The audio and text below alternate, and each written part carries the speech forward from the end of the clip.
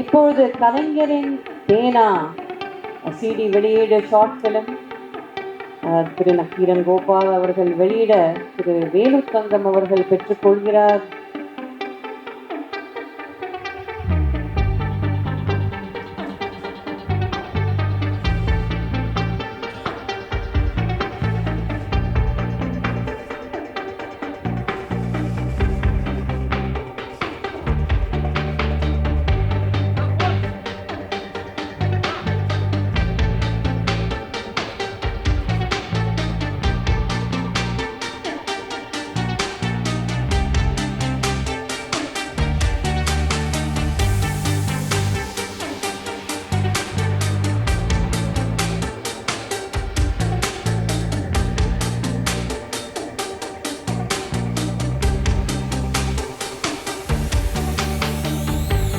மேடையில் ஒரு அற்புதமான ஒரு குழு, அத்தனை பேரும் சாதனையாளர்கள்.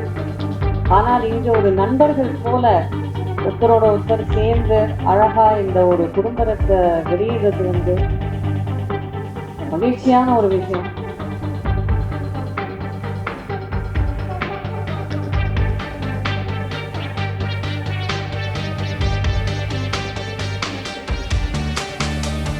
மரியாதைக்குரிய கோபால் அவர்களே, இந்த கோபால் சாரை பார்க்கும்போது நான் சொல்றது, எப்போ பார்த்தாலும் டென்ஷனாகவே இருக்காங்க, எப்போவாவது டென்ஷனாக இருக்கு. உங்களை பார்க்கும் போதெல்லாம் எப்போ பார்த்தாலும் டென்ஷன், வழக்கு, போலீஸ் ஸ்டேஷன், இப்படியே பழகி போச்சு இருக்கு. அதனால அதை கொஞ்சம் குறைச்சிங்க சார் அப்படின்னு சொல்லி கேட்டுக்கிட்டே இருக்கிறேன். ஆனால் அவர் குறைக்கிறதா இல்லை, அந்த வேகத்தில் அவர் ருசி கண்டுட்டார். நல்ல கைதட்டாங்க, தத்துவமா வேண்டாமா, இவங்களாம் நமக்கு கிடைக்க மாட்டாங்க. அது மாதிரி நம்முடைய ராஜா செல்லமுத்து 2000 கதை எழுதி ஐயாவுடைய அனுமதியோட மக்கள் குரல்ல 2000 கதையும் பிரசுரமாக இருக்கு. எழுதிட்டு மாட்டீங்களா? 2000 கதை ஒரு மனுஷன் எழுதுகிறான். தன்னை எவ்வளவு சந்திச்சிருக்கணும், எவ்வளவு படைப்பாற்றல் இருந்திருக்கணும், அது எழுதுவதற்கு எவ்வளவு கற்பனை தேவைப்பட்டிருக்கணும், எவ்வளவு உழைப்பு தேவைப்பட்டிருக்கிறதெல்லாம் நினைச்சு ஒரு முறை ராஜா செல்லமுத்துக்காக ஒரு தடவை அதே போல அவருக்கு துணையாக மக்கள் குரல்ல குணசேகரன் அவர்களும் ஆனந்தராஜ் அவர்கள் பணியாற்றி இருக்கிறார். அவருக்கு பக்கபலமும் அவருக்கு இவ்வளவு எழுதுவதற்கு துணையாக இருந்த அந்த 2 பேருக்கும் ஒரு முறை கைதட்டி மனதாக வருத்தப்பட்டார்.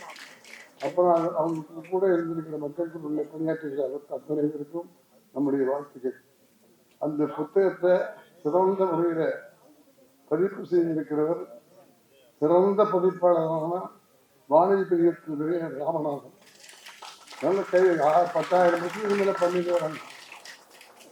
அப்படிப்பட்ட அளவில் மேடையில் இருக்கிற மற்றவர்கள், இங்கே அரங்கத்தில் இருக்கிற பெரியவர்கள், நம்முடைய ராஜா செல்லமுத்து மேல் அன்பு கொண்டிருக்கிற, பாசம் கொண்டிருக்கிற, உயிருக்கு உயிராக படுகிற நண்பர்கள், பெரியவர்கள், அத்தனை பேருக்கும் என்னுடைய அன்பு கலந்த வணக்கங்களையும் வாழ்த்துக்களையும் தெரிவித்துக் கொள்கிறேன். இந்த ராஜா செல்லமுத்து எனக்கு எப்படி தெரியும் அப்படின்னா, அதுவும் இங்க மக்கள் ராம்ஜியாக தான் தெரியும். பாக்யராஜ் சொன்னார்ல, கூடவே எங்களோட வருவார், பின்னாடி தூக்கி விடுறார், நாங்கள் எல்லாம் உயர்ந்திருக்கணும். அதுக்கு காரணம் ராம்ஜி சார் தான். எனக்கு என்னமோ ஒரு உற்சாகமா, ஒரு கைதட்டி மகிழ்ச்சியோட ஒரு படைப்பாளிய அறிமுகப்படுத்தி அவருடைய படைப்பாளை பற்றியெல்லாம் இடத்துல சொல்லி, இதுதான் ராஜா செல்லமுத்துன்னு சொல்லுகிற போது நாம் எவ்வளவு பெரிய உற்சாகப்படுத்தினா, புதிய தமிழுக்கு நாம் ஆதரவு கொடுத்து கொண்டிருக்கிறோம் என்ற மரியாதையோடு அவர் செய்திருக்கிறார். அப்படிப்பட்ட மக்கள் தொடர்ல நான் நம்முடைய முத்துக்குமார் சாருக்கும் சொல்லிக்கொள்ள ஆசைப்படுவேன், ராம்ஜி அவர்களுக்கும் சொல்லிக்கொள்ள ஆசைப்படுவேன். நாங்கள் எல்லாம் வளர்ந்து இன்றைக்கு உயர்ந்திருக்கிறோம், உங்கள் முன்னாலே மேடையில் இருக்கிறோம் என்றால் பத்திரிகையாளர்களும் காரணம். அந்த பத்திரிகையில மக்கள் தொடரும் முத்துக்குமார் சாரும் ராம்ஜியும் காரணங்களை நன்றி உணர்ச்சோடு உங்கள் கைதட்டல் மூலமாக அவர்களுக்கு தெரிவித்துள்ளோம். எப்பவுமே ராம்ஜி யாரையும் அறிமுகப்படுத்தி ஒரு நல்லா பண்ணுவாரு செய்வாருன்னு சொன்னா அதுல பொய் இருக்காது, அதுல உண்மை இருக்கு. யார் சிறந்த படைப்பாளியோ, யார் சிறந்த நடிகனோ, யார் சிறந்த நடிகையோ அவங்களே தான் கூப்பிட்டு வந்துதான், முத்துராமன் சார் இந்த பையன் பின்னால் ரொம்ப நல்லா வருவான், இவனுக்கு வாய்ப்பு கொடுங்கள் என்று அவர்களுக்கெல்லாம் வாய்ப்பு கேட்டு வாய்ப்பு கொடுத்த பெருமை ராம்ஜி அவர்களுக்கு. அப்படி அருமைப்படுத்த எங்க தெரியுமா, அந்த மக்கள் குரலில் இருந்து 2 பேரும் டீ சாப்பிடுறாங்க, ராம்ஜியும் பச்சைமுத்து, ராஜா செல்லுமுத்தும்.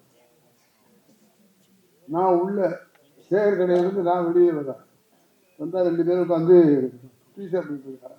என்னை பார்த்தோன்னே ராம்ஜிக்கு ரொம்ப குஷி, சார் இன்னைக்கு உங்களோட சேர்ந்து டீ சாப்பிடணும், நீங்களும் உங்களையும் என்னையும் கூட்டிட்டு போய் டீ கடையில் வச்சு நாங்கள் டீ சாப்பிட்டதில் தான் நம்முடைய செல்லமுத்து எனக்கு அறிமுகமானார்கள், நம்முடைய ராம்ஜி அவர்கள் எனக்கு அறிமுகப்படுத்தி வைத்தார்கள். ஒரு விஷயம் சொன்னேன், இது யாராவது திறமை உள்ளவங்க இருந்தா அவங்களை கண்டுபிடிச்சு அவங்களுக்கு அந்த பொறுப்பு ஒப்படைக்கணும் வள்ளுவன் சொன்னான். அந்த காரியத்தை செய்த ராம்ஜி அவர்கள். ஆகவே சிறப்பாக செய்தால் அவர் பாராட்டுவார், வாழ்த்துவார், பெரிய டைரக்டர்கள் பெரிய தயாரிப்பு அறிமுகப்படுத்துவார். அந்த பணியை செய்து எங்களுக்கெல்லாம் ஒருங்கிணைப்பாளராக இருக்கிற ராம்ஜி அவர்களுக்கு திரையுலகத்தின் சார்பில் குணமார்ந்த நன்றியையும் வணக்கத்தையும் பாராட்டுகிறேன். அதன் பிறகு பார்த்தா வாட்ஸ்அப்ல படங்கள் வரும், படங்கள் மராட்டும், அதோட கவிதைகள் வரும். படத்துக்கேற்ற கவிதையா, கவிதைக்கேற்ற படமா என்று தேர்வு செய்து நம்முடைய ராஜா செல்லமுத்து அவர்கள் வாட்ஸ்அப்பிலேயே அவருடைய திறமையை என்னிடத்திலே காட்டினார் என்பதை மகிழ்ச்சியோடும் பெருமிதத்தோடும் இங்கே என்னுடைய உதயம் ராம் அவர்கள் வந்திருக்காரு. அவர் கிட்டத்தட்ட 10 ஆண்டு காலமாக பாரதி உதா என்கிற பெயரில் தமிழகமெங்கும் பாரதியை தூக்கிக் கொண்டு காட்ட போறோம். மக்கள்கிட்ட போல மாணவ மாணவியர்களிடையும் பள்ளிகளிலேயும் கல்லூரிகளிலேயும் பாரதியை படைப்பு விழிப்புணர்வு உண்டாக்கி இருக்கிறோம். அதற்கு மூல காரணம் நம்முடைய உதயம் ராம் அவர்கள். இந்த வருஷம் பிளான் பண்ணிட்டாரு, 10வது வருஷம். இந்த வருஷம் கிட்டத்தட்ட 60,000 70,000 மாணவர்களை சந்தித்து சொல்லுவோம். அதுல நானும் ஒரு அணில் மாதிரி பங்கு பெறேன். அப்படி நடத்தி கொண்டிருக்கிற உதய ராம அவர்களுக்கும் நம்முடைய மனமார்ந்த வாழ்த்துக்கள், பாராட்டுக்கள். உதயம் ராம அவர்கள் செய்திருக்கிற இந்த வெளியீடு 3 விஷயங்கள்.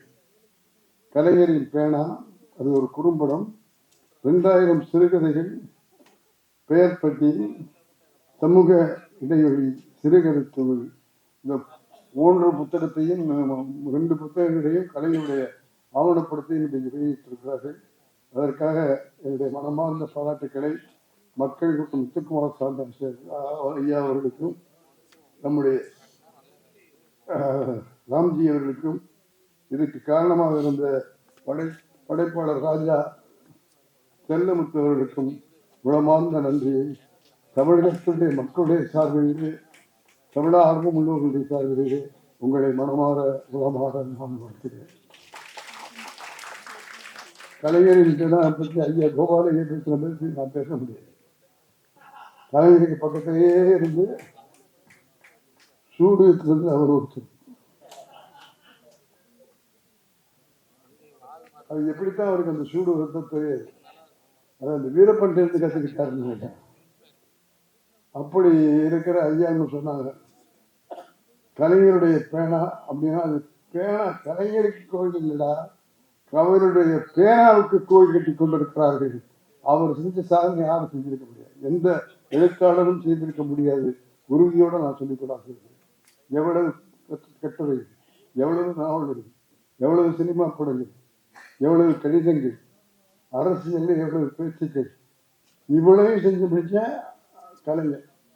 அந்த கலைஞருடைய பேனாவிற்கு ஒரு குறும்படம் எழுத்திருக்கிற நம்முடைய செல்லமுத்தவர்களை ஒரு முறை கைதட்டி மனமாக வளர்த்தார். இன்னொரு உண்மையை சொல்லட்டுமா, நான் சினிமாவுக்கு வந்தது எப்படி தெரியுமா? அதற்கு காரணம் கலைஞருடைய பேனா. பராசக்தி படம் பார்த்த பிறகுதான் எனக்கு சினிமாவுக்கு வர வேண்டும் என்கிற எண்ணமே வந்தது. கலையுடைய வசனமும் அந்த நடிகர்களுடைய நடிப்பும் என்னை சினிமாவுக்கு எடுத்து வந்தது. என்னை மட்டுமல்ல, லட்சக்கணக்கான இளைஞர்களை திரையுலகுக்கு கொண்டு வந்தது கலைஞருடைய பேனாவும் அண்ணனுடைய நடிப்பும் தான் என்பதை இந்த மன்றத்திலே பதிவு செய்துள்ளார். அதே போல இந்த மனுஷன் 2000 சிறுகதை எழுதியிருக்காரு. முடியுமா முடியுமா சார்? முடியுமான்னு நான் கேட்கிறேன், பதில் சொல்ல மாட்டேங்கிறீங்க. முடியும் முடியும் முடியும் என்று நிரூபித்து புத்தகத்தை கொண்டாந்து.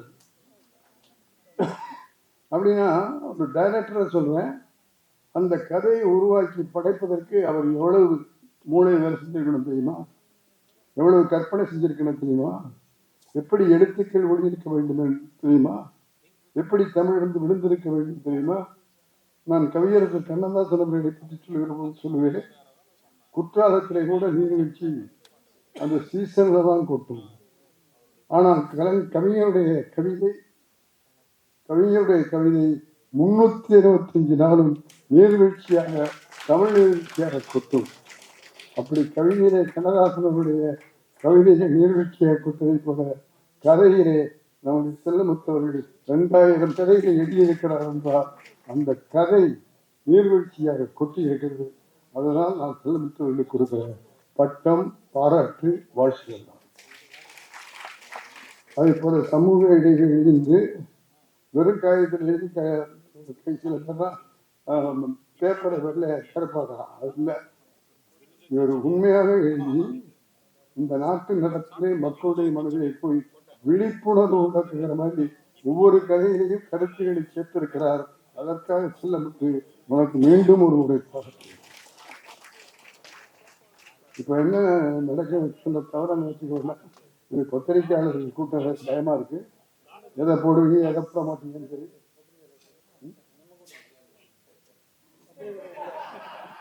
சண்டை போடுறது முதலாளிகள் தான். எல்லாம் என்ன சொல்லுவாங்க, இந்த மாதிரி ஏன் இந்த மாதிரி பயந்துகிட்டே சொல்றேன் அப்படின்னா, எல்லாரும் அப்படி இல்லை. புதுசா வர்ற இளைஞர்கள் சினிமாவுடைய முகத்துல, சினிமாவுடைய ஆசையில தினம் நிறைய மாணவர்கள் வந்துட்டு இருக்காங்க. வந்திருக்கிற மாணவர்கள் ஒரு மாணவன் என் வீட்டுக்கு சைக்கிள் வச்சு ஒரு டெங்குப்பட்டி நிறைய கதை, பாட்டு, கவிதை அப்படி கொண்டு வரலாம். ஒரு டெங்குப்பட்டி இருக்கிறானே, ஒரு டெங்குப்பட்டி எவ்வளவு படைப்புணர்வு இருக்கும், கற்பனை இருக்கும். சரி, உனக்கு ரொம்ப பிடிச்ச அந்த சப்ஜெக்ட்ல ஒன்று எடுத்து கொடு அப்படின்னு கேட்டான். அவன் நல்ல நம்மளை கணக்கு புட்டி, ஐயாவுக்கெல்லாம் தெரியும், செட்டிநாட்டு கணக்கு புட்டி, கணக்கு புக்கே ஒரு நீளமாக இருக்கும். அந்த மாதிரி நீளமான ஒரு புத்தகத்துல கிட்டத்தட்ட ஒரு டெங்குப்பட்டி நிறைய கொண்டு வந்துருக்கலாம். அதில் ஒரு புத்தகத்தை எடுத்து கிட்ட கொடுக்குறான். எடுத்து படிச்சா ஒரு சென்டென்ஸ் என்னால படிக்கல, எல்லாம் ஒற்றுப்படை, எல்லாம் தப்பு, சென்டென்ஸ் இல்லை, வாக்கியமா இல்லை, படிக்க முடியல. எப்படி சார், நாங்கள் வாய்ப்பே கொடுக்கல அப்படின்னு சொன்னீங்க. இப்படி எழுதி கொண்டு வந்தா நாங்கள் எப்படி வாய்ப்பு கொடுக்க முடியும்? அது இங்க இருக்கிற இளைஞர்களுக்கும் பெரியவர்களுக்கும் சொல்லிக்கொள்ள ஆசைப்படுறேன். உன்னை தயார் பண்ணிட்டு வா, உன்னை முழுமையாக அனுபவத்தை ஏற்றுட்டு வா, திறமையை தெரிஞ்சுக்கிட்டு வா. நாங்கள் யாரையும் வேண்டாம்னு சொல்றதில்லை. நல்லவங்களா இருந்தா கூப்பிட்டு இந்த பாக்யராஜ் சார் இங்க வந்தார, இவர் பாரதிய சார் அசிஸ்டன்ட் டைரக்டர். கொஞ்சம் கொஞ்சமும் வளர்ந்து கதை திரைக்கதை நான் தான் தமிழ்நாட்டில் நம்பர் 1 அப்படின்னு ப்ரூவ் பண்ணாரு. ப்ரூவ் பண்ண பிறகுதான் அவர் வெற்றி பெற்றார். ஆகவே மாணவர்களுக்கும் இளைஞர்களுக்கும் நான் சொல்லிக்கொள்ள ஆசைப்படுவது, நீங்க ஆசைப்படுவது முக்கியமில்லை, உங்களை தயார்படுத்தி கொண்டு அதற்கு தகுதியானவர்களாக வந்து உங்களுடைய திறமையை காட்டினால் நீங்கள் நிச்சயமாக வெற்றி பெறுவீர்கள். அதே போல இவர் எல்லாம் படித்து கற்றுக்கிட்டு வந்து ஃபிலிம் இன்ஸ்டியூட்ல டைரக்டர் கோர்ஸ் படித்து அதுக்கு பிறகு எழுத பழக்கப்படுத்தி கொண்டு 2000 கதைகள் எழுதிட்டு நம்ம கையில கொண்டாந்து கொடுத்துருக்காருன்னா, அந்த 2000 கதைகள்லையும் விஷயம் இருக்கு. அதை படிச்சுட்டு தான் உதயமன் கதை சொன்னாரு. அது மாதிரி வந்திருக்கிற அந்த இளைஞனை வருக வருக வருக, திரையுலகத்திலும் சிறந்த படைகளை தருக தருக தருக என்று வாழ்த்துகிறேன். இவ்வளவு பேர் வந்திருக்க உங்க எல்லாரையும் பார்க்கும்போது எங்களுக்கு ரொம்ப சந்தோஷமா இருக்கு. ஐயா முத்துக்குமார் ஐயா அவருடைய தலைமையில காந்தி அந்த அதுக்கு முன்னால நான் சொன்ன மாதிரி குணசேகரன், ஆனந்தராஜ் இவங்க எல்லாம் சேர்ந்து இந்த பையனுக்கு நல்வாழ்வு கொடுத்திருக்கிறார்கள். ஆகவே ராமஜியினுடைய முயற்சியில நமக்கு எங்கள் திரையுலகிற்கு ராஜா சண்முத்து என்ற இளைஞர் கதை, திரைக்கதை, வசனம் எல்லாம் எழுதுகிற மனிதராக, இன்னும் சொல்ல போனா இன்றைக்கு இருக்கிற உலகத்துல எல்லா டைரக்டர்லையுமே கதைவசனம் மட்டும் எழுதுறதில்லை, கதை, வசனம், பாடல், நடிப்பு இதையும் சேர்த்துக் கொள்ளுகிறார்கள். ராஜா செல்லமுத்து அவர்கள் நான் விரும்புவதை போல நடிப்பையும் கூட சேர்த்துக் கொள்கிறார். ஆக நாங்கள் டைரக்ஷன் டெக்னீஷியன் அப்படின்னு சொன்னா என்னதான் சொன்னாலும் அந்த நடிப்புல இருக்கிற கவர்ச்சி போகாது. ஏன்னா அவங்கதான் படத்துல தெரிகிறாங்க, நாங்களாம் திரைக்கு பின்னால போயிடுறோம். இப்ப இங்க இருக்காருன்னா பாக்யராஜ் சார் இருந்து நான் முன்னாலே பேசிட்டு போயிடுறேன். எனக்கு என்ன பேர தெரியுமா, பாக்யராஜ் சார் எழுந்து போகும்போது நீங்களாம் சேர்ந்து எழுந்துச்சு போயிட்டு ஒன்று போய நல்ல வேலை எனக்கு ஒரு இமேஜ் இருக்கிறதுனால உட்கார்ந்துருக்கீங்க.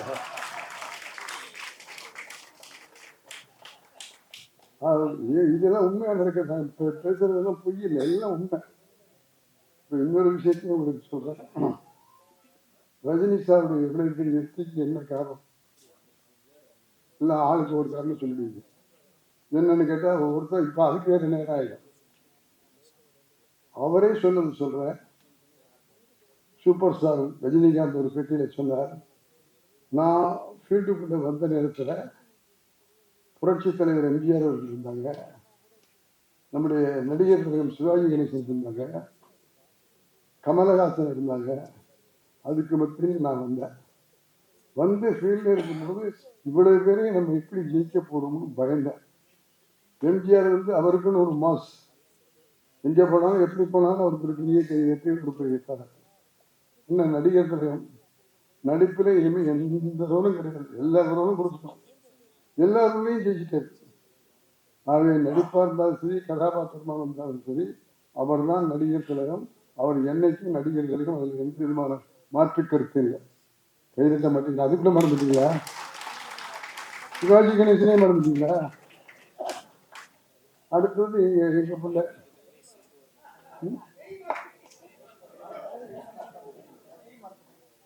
எங்க பிள்ளை கமலஹாசன். அவனை நாங்க 4 வயசுல கலத்துருக்கணுமாக ஏவிஎம் கலத்துருக்கணுமாக அறிமுகப்படுத்தணும். 4 வயசுலயே அவனுடைய சுறுசுறுப்பு எல்லாம் 10 வயசு பையங்களா இருக்காங்க. எல்லாரும் சடுகுடு விளையாடுவான், ஃபுட்பால் விளையாடுவான், இவன் மட்டும் காணாமடுவான். எங்கடா போனா தேட்டுக்கடான்னு தேடினா சுழிவுல பிரிவிய தேட்டர்ல எங்க உள்ள தேட்டருக்குள்ள விட மாட்டாங்க. ஆப்ரேட்டர்கிட்ட போய் சார் நாங்கள் படம் பார்க்க கிடைக்காது, அந்த ஆப்ரேட்டரை தூக்கி வச்சு 4 வயசு இதில் தான் இருக்கும், தூக்கி வச்சுட்டு படம் பார்த்துக்கிட்டு இருப்பான். அங்கிருந்து கூட்டிட்டு வருவோம். அப்பவே அங்க பார்த்துட்டு வந்த பாட்டை, வசனத்தை, நடனத்தை எங்க முன்னாள் நடிச்சு காமிச்சான். விளையும் பயிர்கள் முறையிலேயே தெரிஞ்ச மாதிரி அன்றைக்கு அந்த குழந்தை நிச்சயமான போராட்டம் தான் இன்றைக்கு உலகிறாங்க. உங்க எல்லாருக்கும் சொல்றேன், இந்த விஷயத்தை தயவு செஞ்சு உங்க பிள்ளைங்கள்கிட்ட சொல்லுங்க, உங்க பேரம்பேத்திகிட்ட சொல்லுங்க. இப்ப அவனுக்கு வயசு 70. அன்னையிலிருந்து இன்னைக்கு வரணும் சினிமாவை பத்தி ஆராய்ச்சி பண்றது யாருன்னு அது கமலஹாசன். ஒரு விஷயம் சொல்லலாம், இப்ப அவனுக்கு வயசு 70. இந்த 70வது வயசுல ஆர்டிபிஷியல் நுண்ணறிவு என்று சொல்லுகிற ஒரு புது விஷயம் வந்திருக்கு.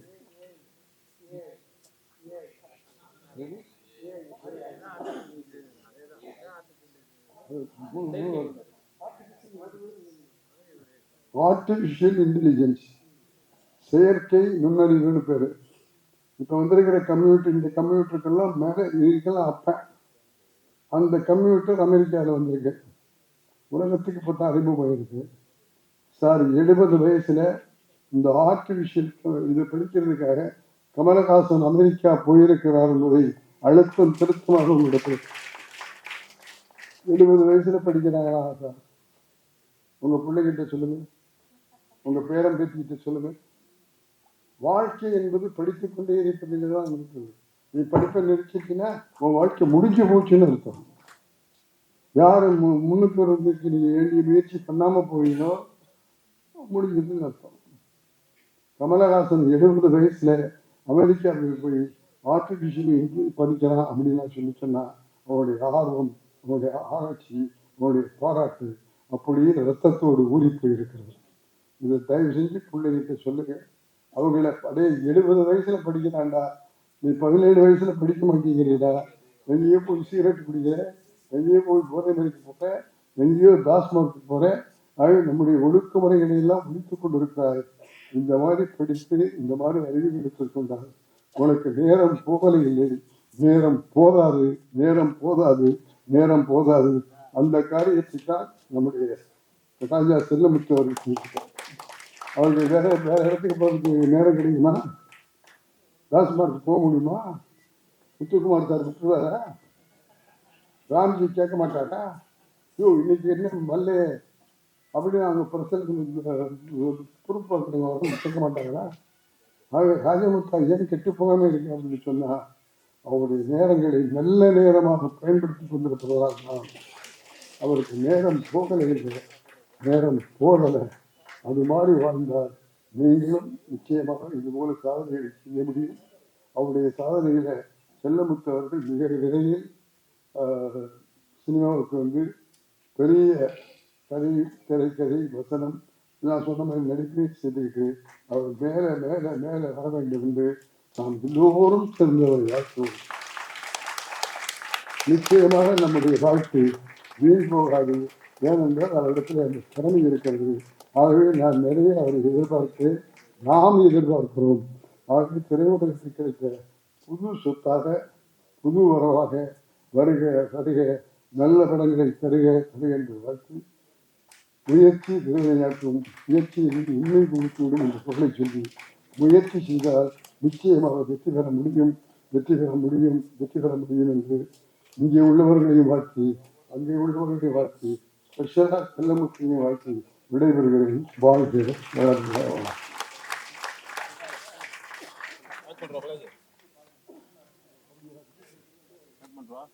அந்த விட்டதை விட்டு அது ரஜினி மேல விட்டு போனா இந்த ஆளுக்கு முத்துராமன் பாதியில் விட்டு இருந்தோம். ஒண்ணும் இல்லை, அவர் வந்தபோது சொன்ன சிவாஜி எம்ஜிஆர் இருக்காங்க. எனக்கு என்ன செய்யறதுன்னு புரியல, நடிப்பை எப்படி கொண்டு போறதுன்னு புரியல. அப்பதான் ஒரு விஷயம் வச்சேன், இந்த ஸ்டைலையும் ஸ்பீடையும் நம்மள்கிட்ட இருக்கு, அதை வச்சு இவங்க ஜெயிப்போம்னு சொல்லிட்டு தான் ஸ்டைலையும் ஸ்பீடையும் சினிமாவில் பூத்தேன். அதுல வெற்றி தான் ரஜினியுடைய வெற்றின்னு சொன்னார். அது மாதிரி புதுசா எதையாவது செஞ்சு நிச்சயமா வந்தா நீங்களும் வெற்றி பெற முடியுமா முடியாதுன்னு கேட்காத. வெற்றி என்பது உன் கையில இருக்கு, உன் திறமையில இருக்கு, உன் உழைப்புல இருக்கு. ஆகவே உழைத்து திறமையை காட்டி மக்களிடத்தில் இருந்தால் நிச்சயமாக திரையுலகமும் வரவேற்கும், மக்களும் வரவேற்பார் என்று ஒரு அனைவருக்கும் என்னுடைய அன்பான வணக்கத்தையும் நன்றியையும் வாழ்த்துக்கள் கூறி விடைபெறுகிறேன். வாழ்க வளர்க்க வணக்கம்.